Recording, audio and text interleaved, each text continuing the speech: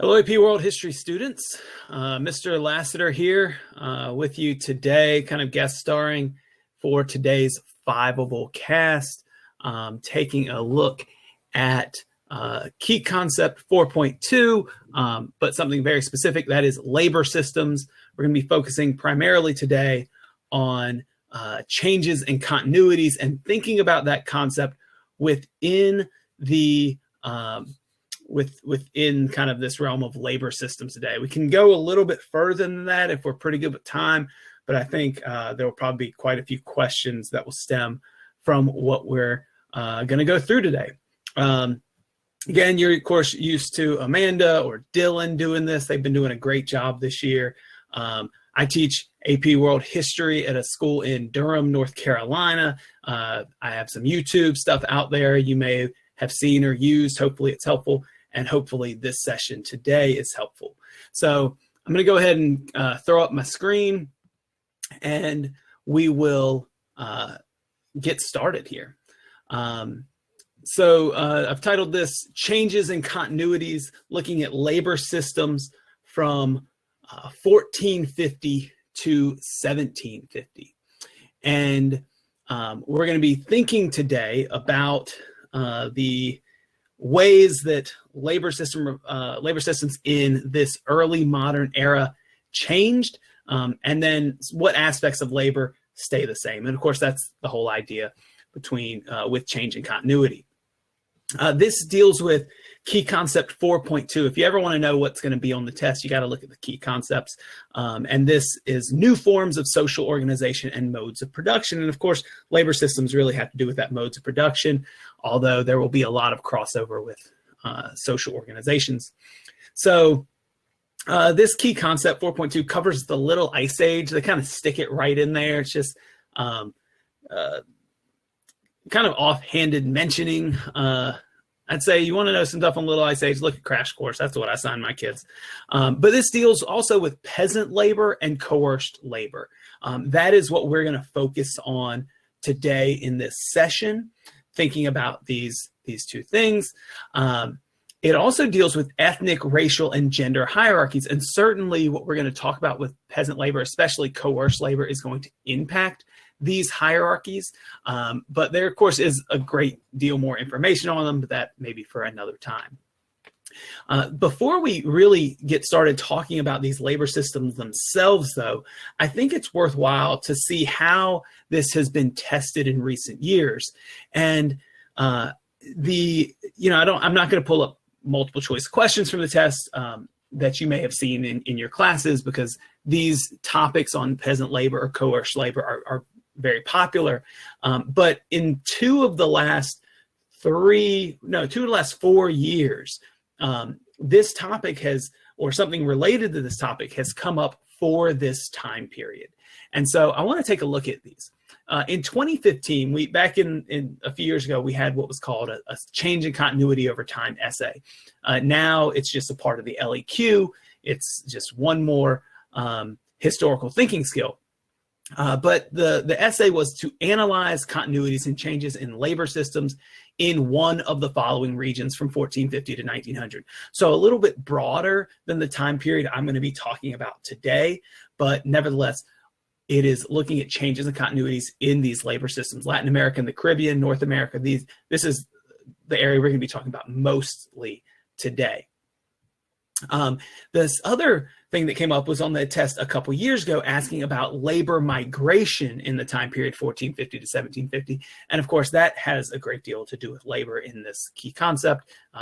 So this is a topic that is kind of fresh on the minds of AP graders, AP readers, and the people who make the test. So I would not be surprised if you see several questions about it, either in multiple choice or perhaps in short answer questions this year. So hopefully this session will at minimum help you break through with one of those.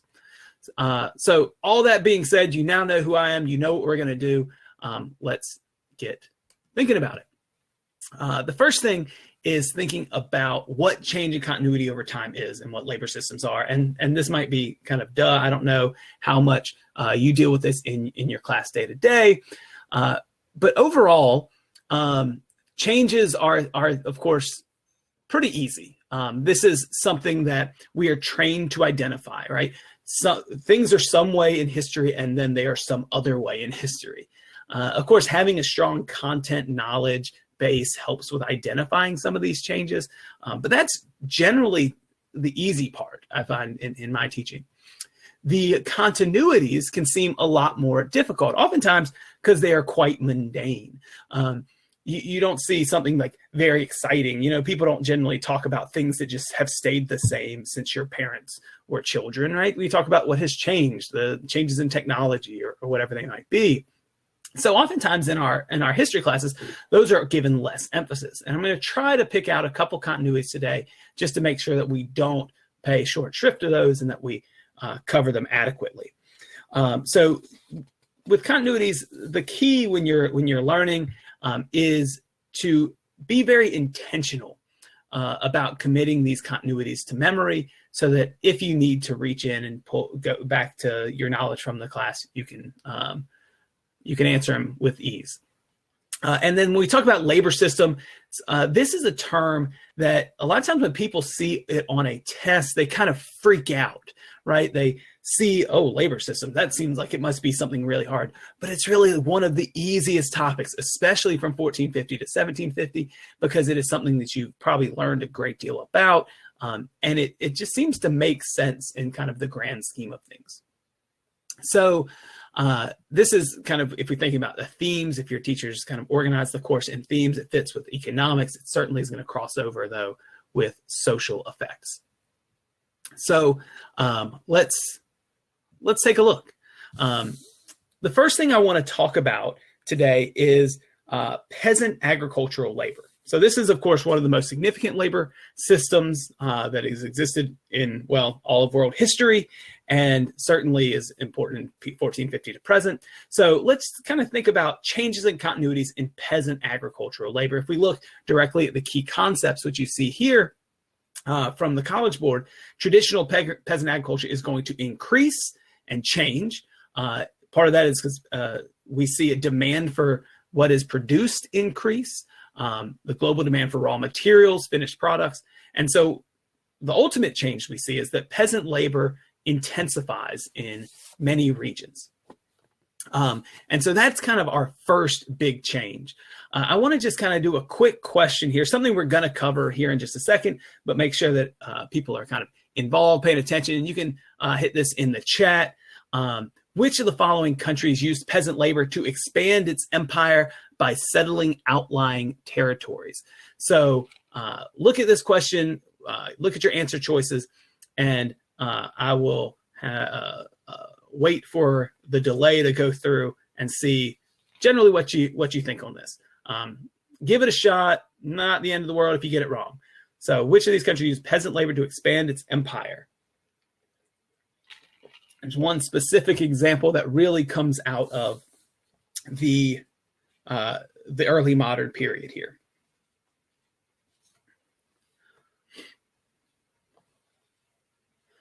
All right. Well, we've got nobody has said C yet. We got a lot of A's, B's, and D's. So let's see where we end up. I'll give you a moment longer. Even if I've started back, feel free to answer that question, and we'll think about it. All right. So let's see what the answer is going to be momentarily. So let's think about the change. Let's start with kind of a we're starting with peasant agricultural labor. We're going to see changes. We're going to see continuities in this, but let's start first with changes. And it is that idea that peasant agriculture intensified. And one thing that we see with peasant agriculture is that it's going to intensify pretty much everywhere. One of the results you saw in the video last week of the voyages of exploration with Europeans was that the Columbian Exchange occurs, right? And the biospheres of the Eastern and Western hemisphere become much more homogeneous. We see foodstuffs moving back and forth. In Afro-Eurasia, that meant that with a more diverse diet and foods that are a little bit easier to grow, that populations skyrocket. You can see here in this chart, looking at continental Europe and China as just two examples, that between 1450 and 1600, populations blow up. Well, a higher population needs more food, and certainly that is predominantly grown by peasant agriculture. So one reason for the intensification of this peasant labor, if that is your change in an essay that you're writing about, and you're wanting to explain why this peasant agriculture intensifies in places like China or England or Europe, it would be because there was a greater demand for food, or perhaps because new foodstuffs were introduced to Europe, allowing for population growth, thus needing more agriculture. Now, that's just kind of a general one, kind of keeping in mind that peasant agriculture is going to increase, but there are three specific examples in the key concepts that we want to make sure to cover. And I'm going to keep referring to those because since they're in there, in the key concepts, they're more likely to be asked on your test or be more likely covered in a document or a source that you would see on your test. So first, let's start in China, where peasant labor wasn't just used to farm rice or crops that were introduced from the Americas. In China, we also see, as a result of the increase in trade that's going on in the world, a demand for Chinese goods, particularly silk, of course. That is kind of the dominant Chinese good throughout history, silk along with porcelain. But in China, because of this high demand for silk by Europeans, and also because the Chinese wanted to gobble up this silver that was flowing in across the Pacific from the Spanish Americas into China, they took peasants, right, and they moved them from perhaps rice farming and other modes of agriculture production into silk production. And so China ramps up silk production by using peasants to meet this demand. And that is one example of this intensification of peasant labor. Again, in this case, I think it's mulberry plants, something like that, where the types of caterpillars that create the silk cocoons, where they take up, I don't know, I'm not a scientist, take up housing, I think would be the name. So these Chinese peasants are there to cultivate these, and then, of course, to conduct this silk process. You can see that in the image here, to spin the silk, and then, of course, eventually it goes out into the Indian Ocean, the Pacific Ocean. Europeans take it, and then they, do what Europeans do with silk, wear it, I guess. Another example of this we see in Mughal India. Now, with trade, trade in the early modern period has its ups and downs, right? In general, we see an intensification of trade, but depending on the commodity, prices go up and down. And in Mughal India in this time period, there was a lull or so, or a decline in the price of spices. Now, of course, the trade of spices was one of the most important aspects of global trade. It was one of the reasons why Europeans wanted to move into the Indian Ocean. But with the decline in the price of spices, there was a subsequent, or a kind of an opposite thing happening with cotton. Europeans had fallen in love with this new fabric, the fabric of our lives, some might say, where cotton product, or where so. Let me back up.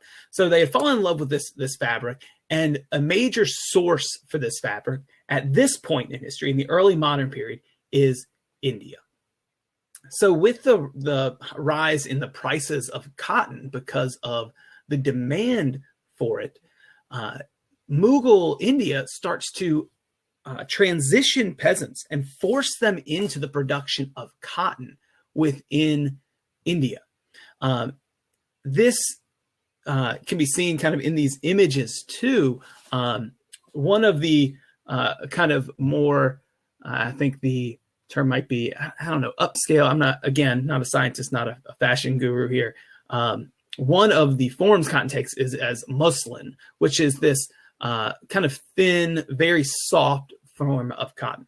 On the left there in the image, you can see a woman in India wearing this fabric. And on the right, Marie Antoinette, the Queen of France, who loses her head, wearing her own cotton gown. So this was in high demand, this cotton was. And because of it, and because of the prices this cotton fetched, Mughal India shifts peasant labor into cotton production, again, intensifying it in that specific region. Another change that takes place in labor, specifically peasant labor.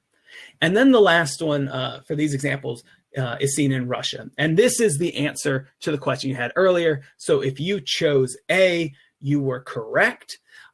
In Russia, we see that in that country, the government uses peasant farmers not just to grow plants that can house caterpillars to create silk, or not just to grow cotton, but they actually use it as a tool to settle Eastern territory, a tool to settle Siberia, in fact.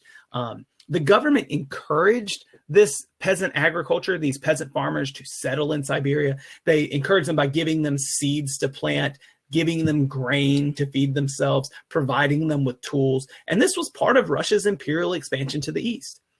In our next time period, in time period 5, this is often compared to, I know this is change of continuity essay, but we're thinking about comparing, we may want to think about comparison as well. This is often compared to the settlement of the West by the United States, where the US would grant land to anybody who would move out west.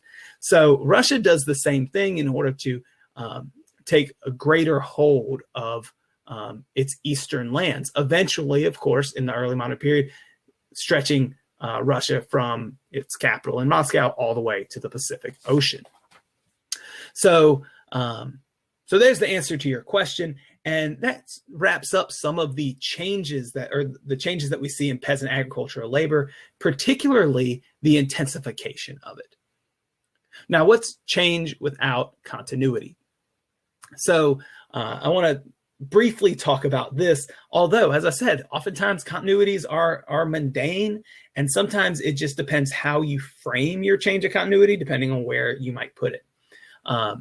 So in terms of thinking of a continuity with peasant agricultural labor, for the most part, if we think about peasant labor at all, it is still the dominant form of labor in pre-industrial society. So this is something that is certainly kind of worth noting. Even though we have trading taking place across the world, most people are still poor farmers. Like, that doesn't really change much in the modern era. There's a lot of things that change in world history, but for the most part, the poor farmers are still going to be a poor farmer, whether or not they're serfs or free agricultural labor. So in Europe, for example, we're going to continue to see peasant farmers. Perhaps their station has changed as feudalism declines and dies out, and we start to see free peasant farmers, especially after the Black Death has changed the landscape of Europe. We've already seen in India, in China, this peasant agricultural labor, saw it in Russia. So that is going to continue in this time period. And that's ultimately kind of some changes and continuities that we see in this one aspect of labor. So if you have any questions, I know there's a few popping up. So I will go through and see if there are any specific questions that I can answer in the meantime.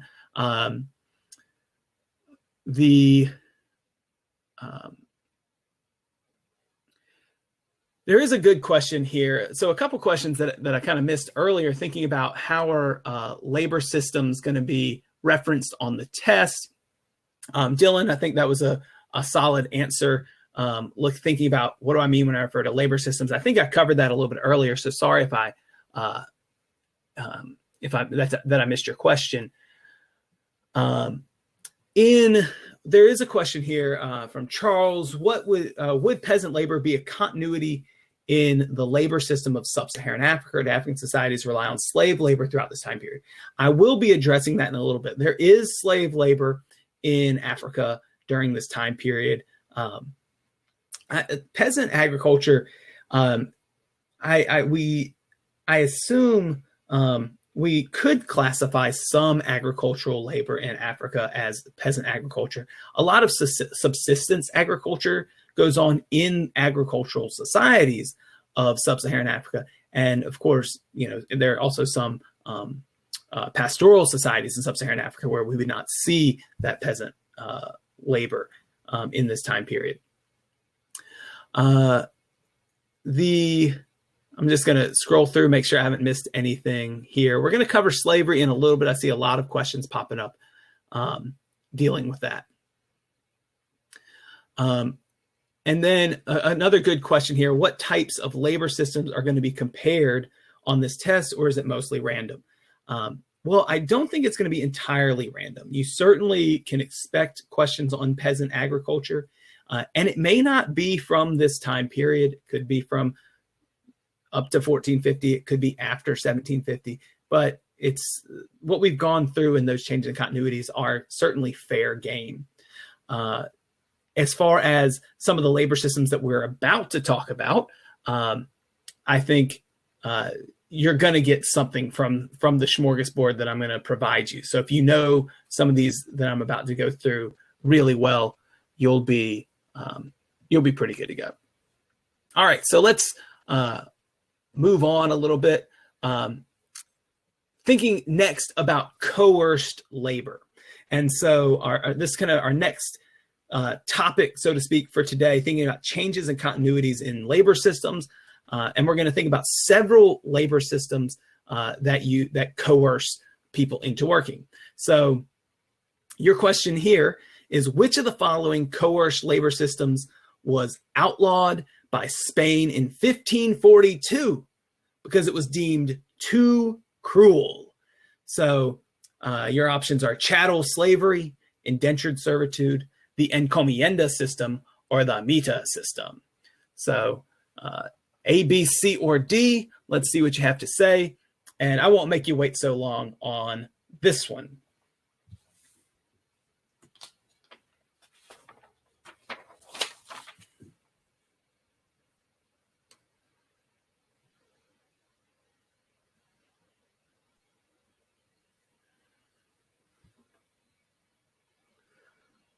All right, so a lot of people choosing A, a few B's and C's in there. Nobody going with well, there's a D.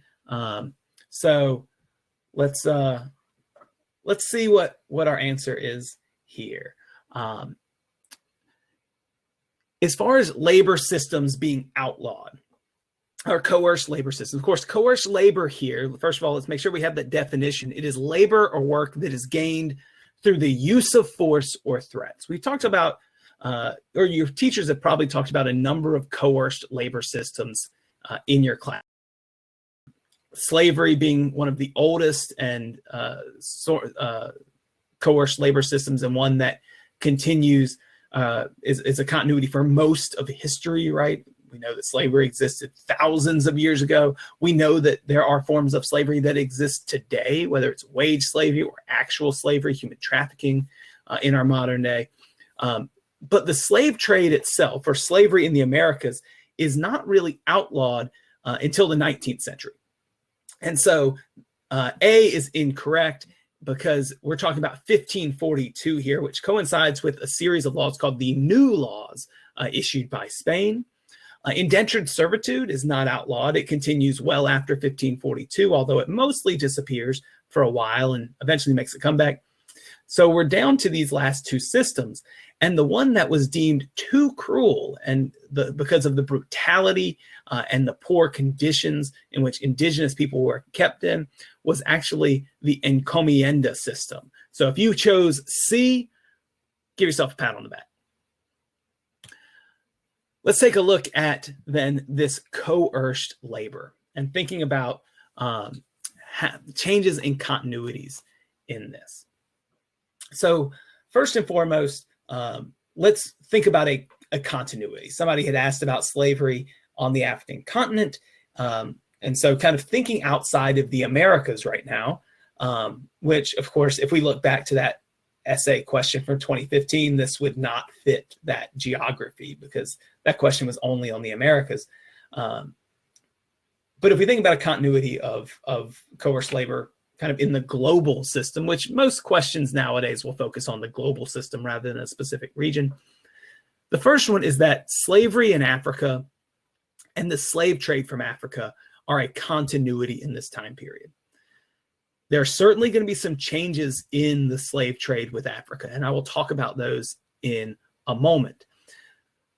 But the use of slaves within households in Africa and the slave trade into the Mediterranean region and the Indian Ocean had been occurring in some cases for thousands of years and was a continuity throughout this time period.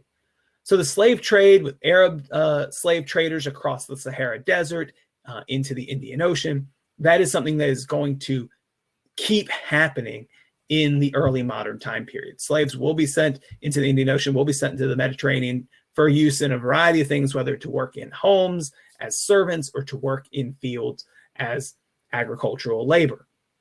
That is something we see pretty much throughout world history. What's important to understand is that the slave trade from Africa into the Mediterranean region and into the Indian Ocean doesn't simply stop because European slave traders start to trade slaves across the Atlantic Ocean. Certainly the numbers in the Atlantic slave trade easily surpass the rest of the African slave trade and the use of slavery in Africa. We're talking in the millions and millions and millions of people being sent into the Atlantic Ocean. But that certainly does not mean that it did not continue elsewhere. That's certainly not a justification for anything. We just want to make sure that we understand that this is an important continuity in slavery from our previous time periods into the early modern time period and even past this time period. So that's the first thing we want to think about. But let's move into changes, because that's what you're all here for anyways. We're thinking then about changes in coerced labor. And the key concepts, I always mention these, right? I screenshotted this from the College Board's key concepts. There are changes in coerced labor. Almost all of this is in a response to the growing demand for goods and labor that coincide with the intensification of trade. Now, that's kind of a lot of big words there, so let's break it down. Coerced labor, labor that is forced, threat of either through threats or actual force. These changes that we're going to talk about, the rise of certain coerced labor systems in the Americas, are a response to the growing trade. The fact that more people are trading, thus trade is intensifying. It means there's a greater demand for goods, both finished and raw material goods, and people have to produce those. The goods that are coming out of the Americas are predominantly going to be created or harvested by coerced labor. So one thing that we'll see is the growth of a plantation economy where cash crops are grown using slave labor. Initially, this was done with native labor enslaved, but because of the effects of disease and harsh treatment, Europeans turn elsewhere to bolster their numbers of laborers, and that is going to be Africa. Colonial economies, of course, in building this are going to depend on coerced labor, but a range of it. So there's four types of coerced labor that we're going to talk about here, and that is the Encomienda System, the Mita System, Indentured Servitude, and Chattel slavery. So that's what we're going to think about kind of from here until the end of this session. So first, let's think about one major change. And this is especially in the Americas. You know, with change and continuity essays, there is a way that you can frame almost any change, any piece of information as a change or continuity. So I'm presenting this Encomienda system to you as a change, but I'm going to mention how it could be a continuity as well. So the Encomienda system itself, first of all, let's just talk about what it is. The Encomienda system was a system of labor whereby conquistadors, these Spanish conquerors, would conquer an area of land, and in exchange for gaining that land for the crown of Spain would be granted dominion over that land, granted control of that land, and anyone who was living on that land. So by taking over this land and controlling the people who were on it, these conquistadors, who are now gigantic landowners, were free to exploit labor in that region. And of course, you can kind of see where this is going. They're free to exploit labor, basically do whatever they want there. We're going to see some pretty harsh treatment as they try to make money immediately after conquering the Americas. But this system was not new for the Spanish. It was new to the Americas. It was the first time that certainly an outside group from Europe had really come to the Americas and enslaved the population. This system itself, this Encomienda system, is perfected basically in Spain, in the Reconquista of Spain, as Spain conquers land fighting Muslim forces on the Iberian Peninsula. And what would happen is you'd conquer a bit of land, you would gain dominion over the Muslims there. Either they converted, or you killed them, or you kicked them out. And you were responsible for feeding them and teaching them in the ways of the Catholic faith in exchange for basically their slave labor. In the Americas, however, because this system was so far outside of the reach of the Spanish crown, there was really no way to regulate this. And so natives are treated extremely harshly. Ultimately, these the natives that we see are some people take up their cause. For example, there are priests. I'm trying to remember the name. Bartolome de las Casas, I think, was one who kind of write to the Spanish crown on behalf of these enslaved peoples, talking about the brutality inherent in this system. And so as a result of this, Spain, understanding that this system was not easily regulated in the Americas because it was so far away, and because natives were dying in massive numbers, and the decline in population of Native Americans really made this system untenable, Spain outlaws this system and replaces it with alternate labor systems. Ultimately, the system was put in place to try to gain wealth as quickly as possible. Encomienda labor was used for mining in Mesoamerica. It was used in agriculture throughout Latin America. But ultimately, it goes by the wayside. It's replaced by the hacienda system, which still granted land, but not necessarily the same ownership of people, but practically controlling all labor in the region within their plantations. They were still exploiting labor in that system. The next change that we're going to see in coerced labor is still going to be this dependence, but it's going to be using perhaps a familiar system. Again, thinking about changes in continuities here. The Encomienda continues from Spain, but is used in the Americas. It is new to the Americas, so we can frame it as a change. The Mita system as well could be framed as either a change or continuity. For example, the Mita system itself was developed by the Inca as a form of corvée labor to have the local indigenous population do work for the state, the Inca Empire. And the Spanish arrive realizing their Encomienda system and their traditional labor models are not working. They want access, especially to mining silver. And so they adopt the Inca Mita system, which was this corvée system, basically labor as a tax, right? Instead of giving a certain amount of money or wheat, you gave a certain amount of labor. And so they demanded that villages provide a certain number of workers to the Spanish to especially mine silver. And you see the image here that I've chosen is of Potosi, which is the mountain of silver in South America that produces massive amounts of silver that eventually are minted in the Spanish peso de ocho, changing global commerce.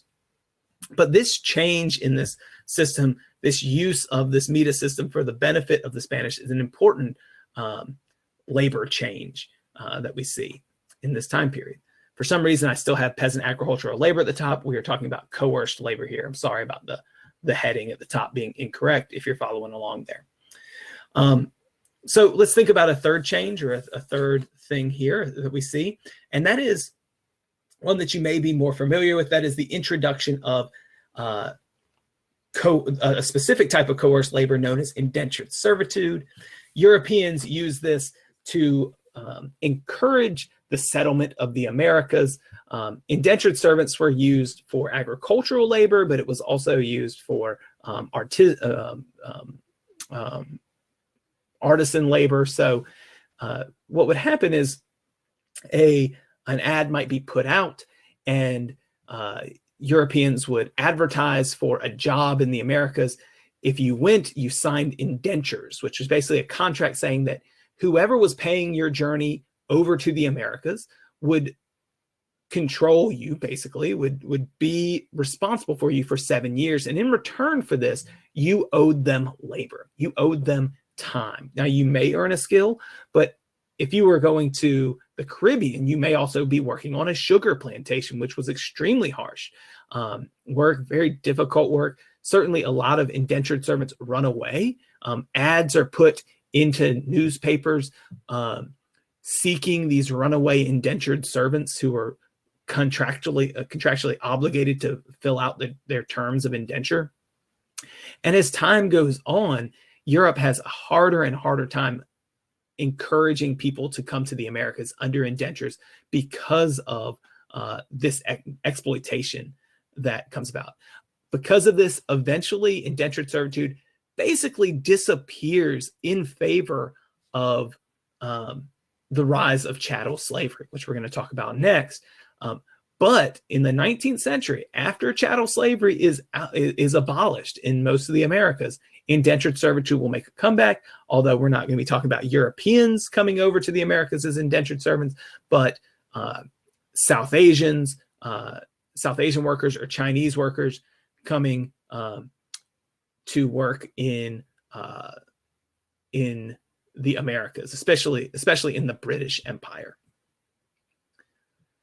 And the last and single biggest change, ending with the big one here, that occurs in labor systems in this time period is the rise and proliferation of chattel slavery.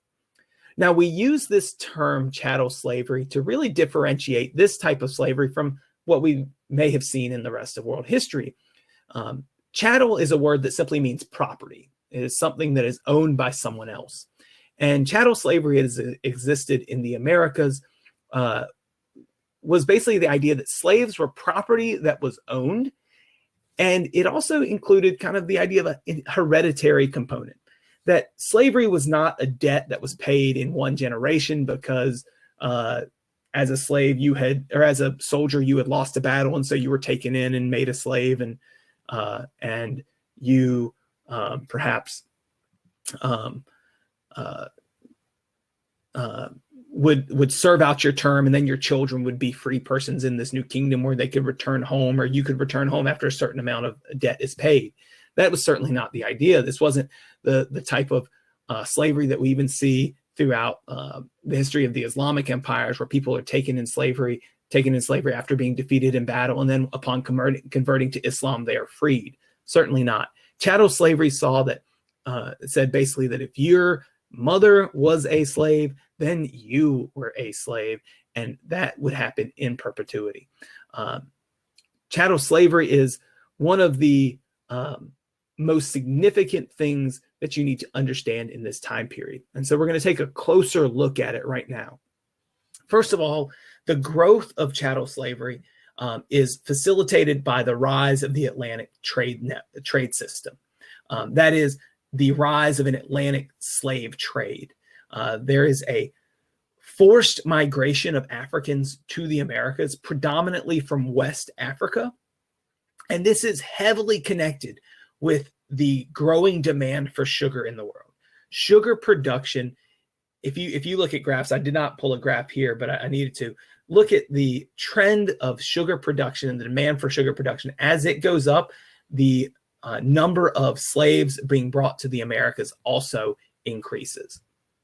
And this, of course, has massive ramifications outside of just the fact that generations of people, millions of people were enslaved, died along the Middle Passage in the route to the Americas, or died in the extremely harsh conditions of producing sugar for the rest of the world. We also see demographic changes.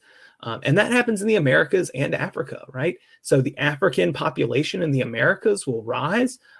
This, of course, becomes significant because the native population in the Americas, especially in Caribbean islands, drops drastically as a result of European diseases and harsh treatment. And so we'll see that rise in African population. In Africa itself, we see a massive gender imbalance. Most of the slaves taken to the Americas, especially the Caribbean, were men.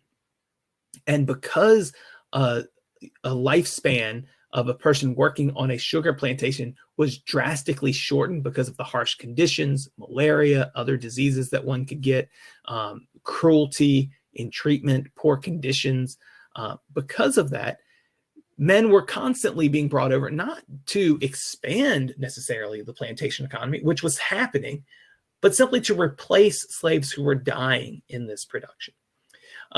So what does that do in Africa? If we think about like a connection to social changes, which is something we need to be thinking about, especially in terms of gender, social structures dealing with gender in Africa, women take on much greater roles in West Africa.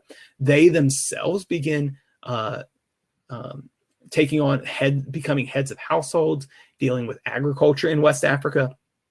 So that's a major effect. Of course, population decline is also an effect. In some areas of sub-Saharan Africa, we see a significant drop in population. Now, the African continent as a whole, their estimates vary. Some say there is a dip in population. Some say that the population growth simply slowed because of the introduction of new American foods that helped offset the slave trade. But nevertheless, one of the trends that we see over time is that the population of Africa does not rise at a level equal to what's going on in Europe or the Americas or South Asia or East Asia. The trend, the rate of change slows drastically in Africa because of this slave trade and because of the demands for human labor in growing cash crops. Now, sugarcane is not the only cash crop these slaves grew. Certainly, they grew subsistence crops, they grew foodstuffs, they grew tobacco, but the sugarcane really is the industry that drives this this change in labor. And again, it is a change. We're thinking change in continuities. This intensification of slavery was a labor system change. So just want to keep that in mind. I want to talk a little bit before we end about social structures. And then I want to spend a little bit of time answering the questions that you have, maybe the last 10 or 15 minutes, answering questions that you've come up. So if you take a look at the question tab on this, and there's a question that you are sharing, go ahead and upvote that. And I'll try to answer them based on the number of upvotes. So fake internet points, they're the best thing ever. In this video, I've tried to elucidate some of the major changes that occur in labor systems while highlighting some of the continuities. So if we think about, slavery is a continuity, but there are changes that take place in the intensification of slavery and in how slavery looks in the Americas. The Encomienda System is used before this time period. It's used into this time period. That might be a continuity, but it's certainly used different in the Americas. Same with the Mita System. Same with peasant agriculture. So that's one thing we see. But if we want to move beyond labor systems, right? If we're thinking about how we write LEQs and we want to get that analysis and reasoning point, that elusive sixth point, then we might want to extend our argument and think not just about how labor systems changed or stayed the same, but also if we think about the effects of these changes and further changes they caused. And so I'm going to connect this to another theme, and that is of social structures. Thinking about how these changes in labor systems ended up creating changes in social structures. And really this is a result of the reliance on coerced labor in Spanish America. That's really what I'm focusing on here. Although if we think about African slavery, pretty much across the Americas, whether you were in the British colonies or whether you were in French Louisiana or whether you were in Spanish America or Portuguese Brazil, African slaves are going to be at the bottom of the social pyramid across the Americas. But in Spanish America, we see a new social pyramid develop. There's a change in social structures that comes about as a result of the Spanish conquest of the New World and the introduction of these new systems of labor, the enslavement of natives and of Africans, and of the arrival of Europeans, whether indentured or free. And we call this system the Casta System. You can see this connection, the word caste, which is a Portuguese word. It's a hierarchical social system. And in Spanish America, it was based on race, entirely on the color of one's skin and what races made up your background. And so I have a question that I'm going to ask here. So last question, feel free to put it in the chat. Hopefully you're still hanging on. Which class was considered, lost it here. Which class was considered the highest in the Casta system of Spanish America? That's where I'm going to start. So I'll give you a moment. I've added 5 answer choices here, throwing you off a little bit. Old style test. Which one was the highest? I mean, the top dogs in this caste system in Spanish America?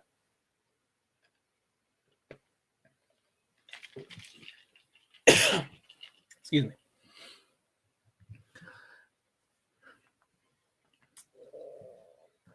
A lot of people seem pretty sure about this one. I had a lot of people putting in answers right away.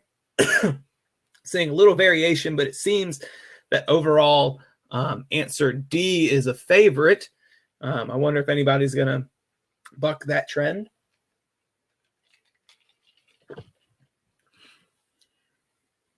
All right, nobody chose F, which is good. In the Casta system, the top caste were Europeans, and not just any Europeans, people of European descent, but Europeans who were actually born on the Iberian Peninsula. That is, Spaniards who were born in Spain and thus more connected to the homeland. And we call those folks, obviously because they were born on the peninsula, peninsulares. So D is our correct answer. Give yourself a pat on the back if you chose that. So D is the best answer. I'm going to keep this up and go through some of these others. Below peninsulares is a group that is known as the Creoles. They were still very high classes. They're going to be really important in time period 5. They lead revolutions. The Creole class were white Spaniards who were born in the Americas. But below them, this is where we get to see some of the effects of these new labor systems in the Americas. Spanish America was quite different from, let's say, British America, in that there was a lot of interaction between different groups of people, different social groups, thus resulting in a lot of racial mixing in this time period that may not have been seen in the British colonies. And as a result of this, a caste system develops based on race. That is the color of one's skin and what percentage of what race you were. And so this is divided up. You had Peninsulares and Creoles on top because they were white. They were Spanish. It just separated by where they were born.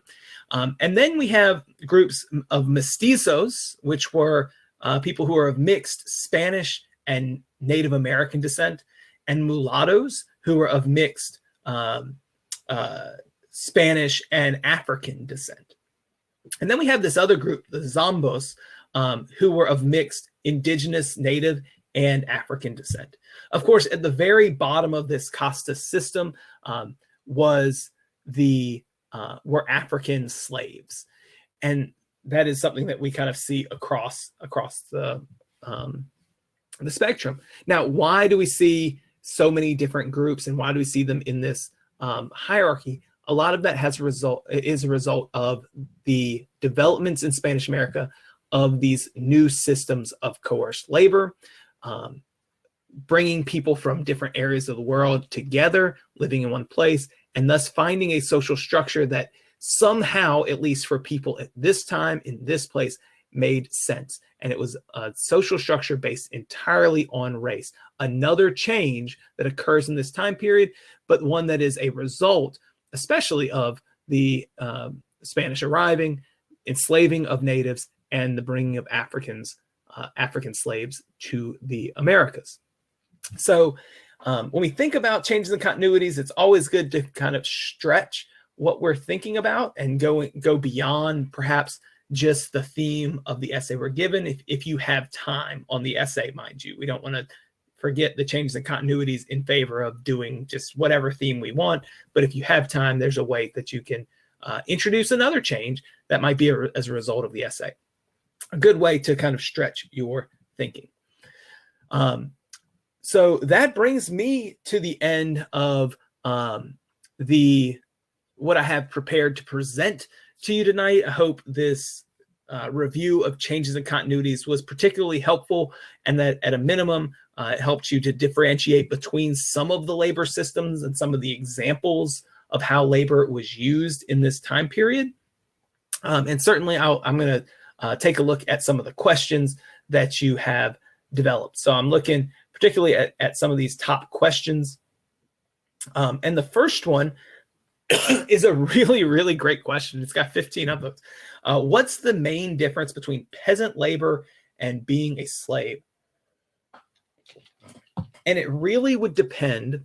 It really would depend on where you are and your situation. So let's think about peasant labor for a second in medieval Europe before this time period. Right? Peasants were serfs. They were bound to the land. They couldn't leave the land. They were performing the jobs. They were poor, and they were certainly not free to go where they pleased. It was practically slavery in that sense. So some peasants lived in situations where their rights really weren't much greater than what slaves' rights were, and some they were no different. That said, being a peasant doesn't necessitate that you have no rights. Certainly, you are at the will of the state, but there still is free peasant agriculture that exists in many places, even to the modern day in China and South Asia. But free peasant agriculture was pretty common after the feudal system ends in Europe.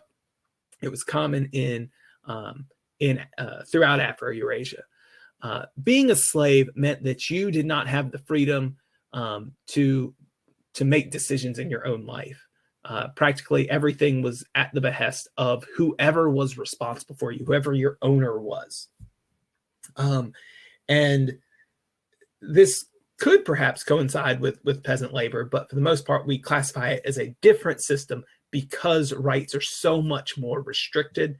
And there was kind of a specific rule set. I mean, in the United States, for example, which will be in our next time period, obviously, but there were slave codes, laws specifically designed to control the system of slavery, and that existed even earlier.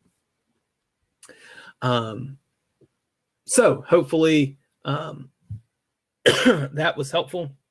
I didn't mark that I had started answering that question, so if you end up clicking on this later on, just back up about a minute. The next question looks at how was indentured servitude and slavery affected by the Industrial Revolution? Again, getting into our next time period. So it certainly affects the middle and working class. You're certainly right about that. One thing that we see, so this is kind of a tougher question to answer because the Industrial Revolution certainly changes agricultural processes, right? So if we get new machinery that can be used on farms, certainly that's going to change the peasant experience. Certainly some peasants can't keep up with this, but I guess I'm getting way too far off. The question is mainly indentured servitude and slavery, right? So indentured servitude is affected by the Industrial Revolution really after slavery goes on the decline. And slavery certainly ends for a number of reasons, really, which I don't think we have time for right now. Of course, there are moral arguments made against slavery that probably are above everything else. The British pressuring certain areas of the Americas to end slavery and end the slave trade. The United States end slavery over certainly a moral argument put forth by Abraham Lincoln, and then eventually a war that was needed to end it. The Industrial Revolution certainly makes ending slavery more difficult in the United States, for example, because there is a rise in textile production, and as a result, there's a high demand for cotton, which in the American South was produced with slave labor. And so in some way, the Industrial Revolution drives an intensification of slave labor and an argument for keeping slavery, although a losing argument and one that was deeply flawed. Indentured servitude itself is affected because there's still going to be a demand for, excuse me, there's still going to be a demand for raw materials. And if slavery is outlawed and abolished, which it eventually is by the end of the 19th century, there still is a demand for labor to produce those raw materials. And in British colonies specifically, they turned to labor from South Asia. In some regions of the Americas, they turned to labor from Japan.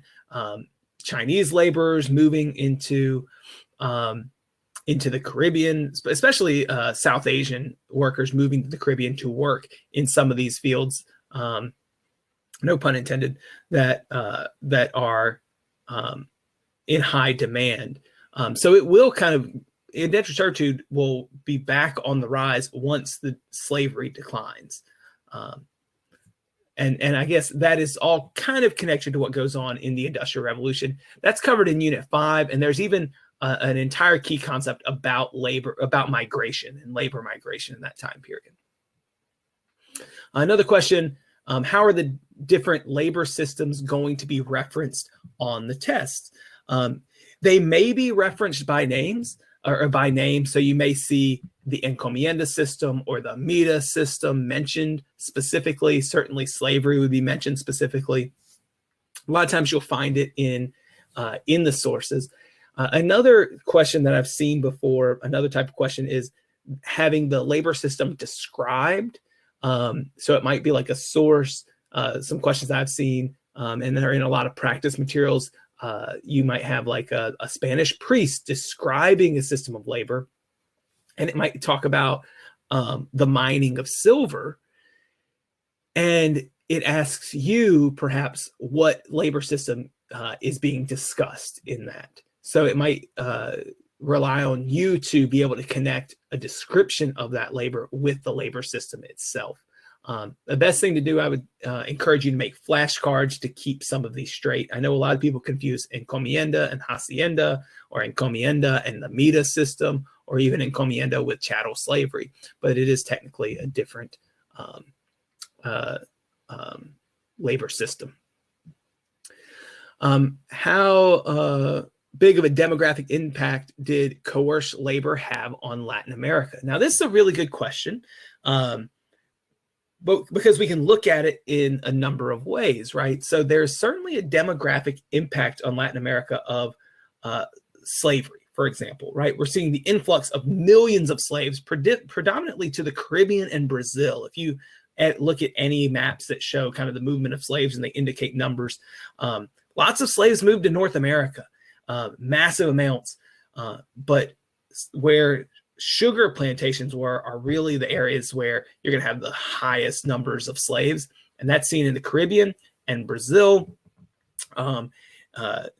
What's really great in the next unit, one of the most fascinating piece of history in the Atlantic revolutions, to me anyways, is the Haitian Revolution, the first in a successful slave revolt in the Americas. So, of course, African forced migration to the Americas is one of the biggest impacts that we see. Another, you might see another impact would be with the Encomienda System or the Mita System. That, of course, affects Native American populations. The harsh treatment, the high death rates in those systems certainly has an impact, but not nearly the same level as Spanish disease or European diseases being introduced. And then lastly, the indentured servitude has a modest effect, especially on the rise of European populations in the Americas. Europeans coming to the Americas, certainly that will have a demographic impact and lead to a diversity of, a racial diversity of the Americas. But the biggest demographic impact is going to be seen, at least in terms of labor, is going to be seen in that forced migration of slaves to the Americas, and then probably the effects of the Encomienda and Mita systems. Answer a couple more of these. What is the importance of the Encomienda system? Oh gosh, I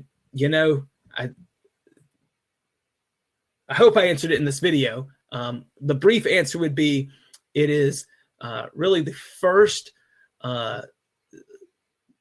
labor system that is imposed in the Americas by the Spanish as an attempt to control native labor for Spanish gain.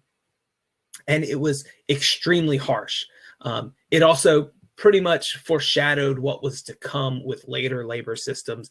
And it really reflected how Europeans began to see native populations, whether it was Native Africans or Native Americans, in comparison to themselves. They were not equals in the eyes of Europeans. They were labor to be exploited. And again, I clicked that a little bit too late, so it may be tagged wrong in time. I would go back. Single-celled organisms are first. Would peasant labor be a continuity in the labor system of Sub-Saharan Africa? I answered that one way earlier. Somebody asked, so the difference between chattel slavery and the encomienda was that chattel was more of a property owner than encomienda being a minion and master. That's a good way of thinking about it, I think. Chattel slavery involved people being picked up in Africa, sold to Europeans, predominantly by African slave traders or African kingdoms who had conquered peoples early on, and then later by slave traders outside of kind of an official conquering, selling system. And they were brought to the Americas, where they were then sold to plantation owners as cattle would be, or any beast of burden. Again, these people were not seen as equal to their owners. The encomienda system, on the other hand, was, maybe we call it de facto slavery. I mean, it was the enslavement of natives. But yes, in a way, they were just these conquistadors the people who had conquered this land were granted control over the population there, as if they were kind of a small feudal lord, over their serfs or slaves in the region. So that might be a difference that you can note. All right, a couple questions that I have answered already, so I'm going to delete one of them out.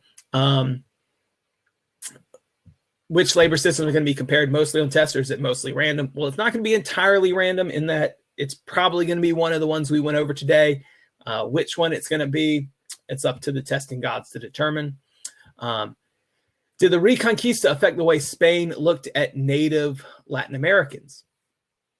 Ooh, that is a good question, and a pretty deep question if it's meant the way I think it's meant. Spaniards, so the Reconquista doesn't refer to the Spaniards conquering the Americas. Obviously, that's just the conquest of the Americas. The Reconquista refers to the Spaniards reconquering the Iberian Peninsula, the country, what makes up now the country of Spain.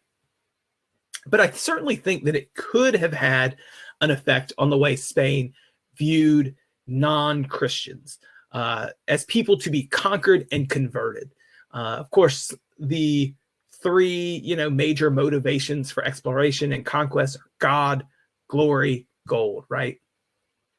To spread religion to those who do not have it, or do not have the version that the Spanish wanted people to have, to gain glory in conquering things for the motherland, in this case Spain, and of course to make money. And so I think the Reconquista and the fight against Muslims in Spain, and of course the expulsion of Jews as well, certainly shaped a mentality of Spain of spreading their religion at all costs and creating a more Christian world. And that mentality certainly is seen in the conquest of the Americas, although the kind of noble intentions that might be implied by the idea of trying to convert people to Christianity, that was not the priority of people in the Americas. One question: how did tributary states contribute to peasant and slave labor? That is a good question. I am not sure I'm equipped to answer that. If we look in, like in the past at tributary states, so a place like China, perhaps they provided labor of some type. But as far as that question goes, I don't think I have an answer off the top of my head. I would have to do a little bit of research on that. That's a really good question to think about. Certainly some of the products of peasant and slave labor likely would have been part of the tribute systems in those places. And I wish I could give you a better answer. What cash crops did the slaves and natives grow in the Americas? Excellent question. Sugarcane being chief among them. Tobacco would be another. Sorghum might be one. Indigo in South Carolina was a major crop. It could be used as a dye. And then, of course, slave labor and indigenous labor was also used to grow food crops, corn, wheat, etc. But sugar, tobacco, indigo, eventually cotton will become king. But that's really not until the next time period, until the Industrial Revolution. All right, so I'll answer one more because it's about time to wrap up.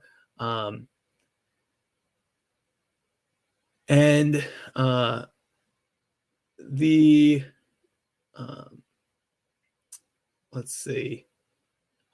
There's a question here, I think, just to kind of think about that social connection. So I'm going to choose this one. Were mulattoes slaves, or do they possess a higher position? So it would certainly depend. If mulattoes who were mixed race, white and African, white, Spanish, and African,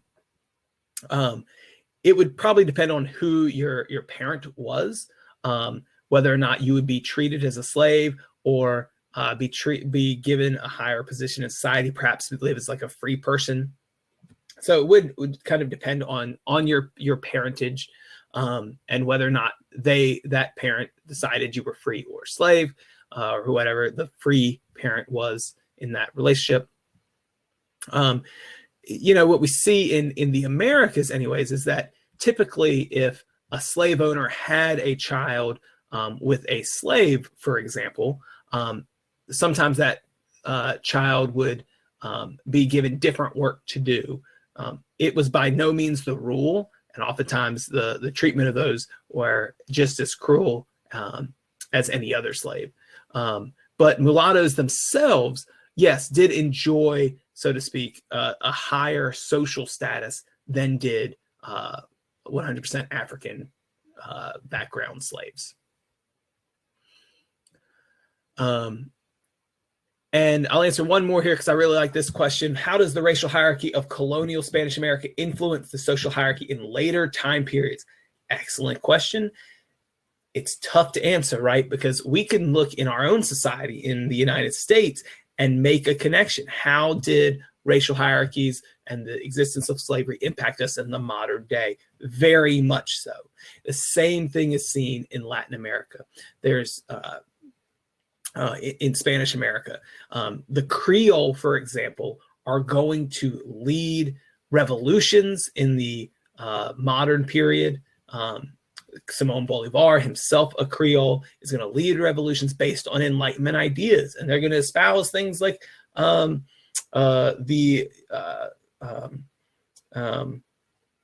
equality of all, right? That all men are created equal, and all those ideas of the Enlightenment will be used in those. But in the establishment of new governments in places like Mexico or in Gran Colombia, we're still going to see the people at the top of that social hierarchy, of that caste system, be in charge of governments. And those who are lower on that racial hierarchy have fewer and fewer rights. So that's it for me. We got to stop there. If I didn't get to your question, I'm deeply sorry. Thank you all for joining in. We had a massive amount of people, but as I've droned on it here at the end, sorry if I didn't get to your question. Thank you for sticking with me. This has been the Fiveable Cast, looking at changes and continuities on labor systems from 1450 to 1750. I'm Mr. Lassiter, and best of luck. Hope to see you soon.